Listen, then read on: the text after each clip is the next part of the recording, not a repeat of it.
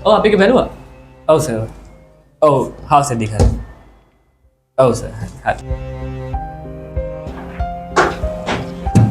ඔව්.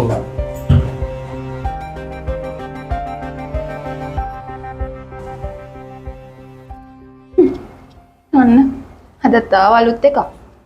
අදත් පරක්කුයි. අනේ මන්ද සෙව්වන්දි මොන මගුලට ඔබට පඩිගලා තියා ගන්නවද වන්න? මන්නම් කියන්නේ ඔකයි වෙන මොකක් හරි සීන් එකක් තියෙනවා ඈ.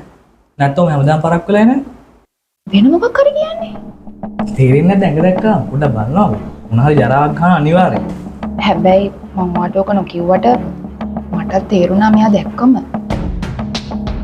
සෙව්වන්දි. ඕ අනිවාර්යෙන්. මොකක් හරි කරන්න ඕන.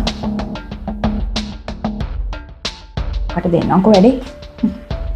ඔස්මන් කියන දේ අහනවනේ.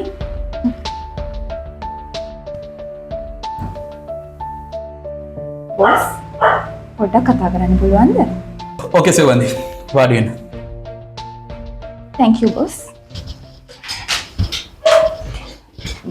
මේ බොස් මම මේ කියන්න ආවේ අර අපිට අලුතෙන් ආවේ අර බෝයි කෙනෙක්. එයා නම් හරියන්නේ නෑ බොස්. එයා හැමදාම ලේට් වෙලා එන්නේ. අනිත් එක මේ මොකක් හරි දෙයක් එයා පාවිච්චි කරනවද දන්නෙත් නෑ. බලන්නකො බොස් එයාගේ හැටි ඔය වගේ කට්ටිය නිකන් ඔෆිස් වලට දාගෙන නිකන් අපි ප්‍රශ්න දාගන්න ඕනේ නෑනේ බොස්. සෙවන්දි දැන් අයවා නුවන් අවුල් කියලා කියන්නේ. එළම දැන් හොඳට වැඩ කරන් යනවනේ. වැඩ කරගෙන ගියාට සර් එයා වෙලාවට ඔෆිස් එකටවත් එන්නේ නෑ. අපි නම් තීරණය කරලා තියෙන්නේ අපිට එයාත් එක්ක වැඩ කරන්න බෑ සර්.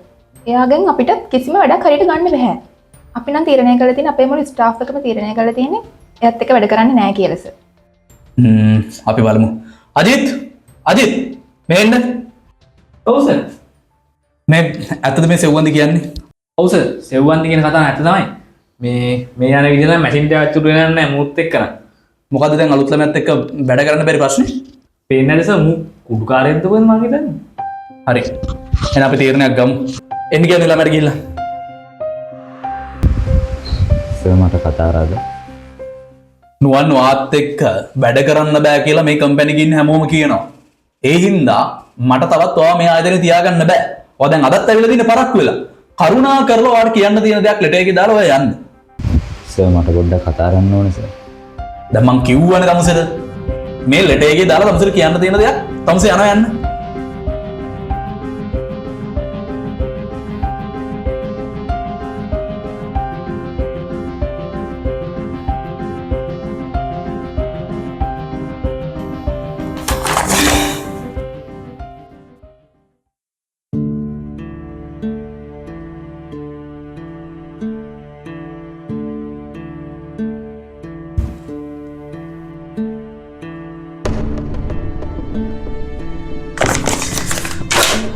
සෙවන්දි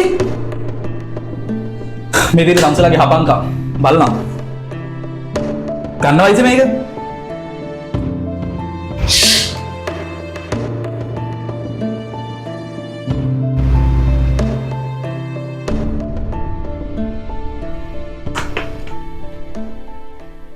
sorry sir. එළමගේ අම්මයි තාත්තයි දෙන්නටම පිළිකාවක් එළම පරක්කු වෙලා ඇවිල්ලා තියෙන්නේ හැමදාම විනාඩි 10ක් විතර. ඒ අම්මවයි තාත්තයි බලන්න ගිහිල්ලා. කාට හරි වැරද්දක් කරන්න කලින් ওই විදිහට ආයතනයකට එන අලුත් ළමෙක්ට ওই විදිහට කෙනෙහිලිකම් කරන්න කලින් එළමගේ පසුබිම හිතන්න. ඔයාලට අම්මලා තාත්තලා ඉන්නවනේ. ජීවිතය කියලා කියන්නේ ඕක නෙවෙයි.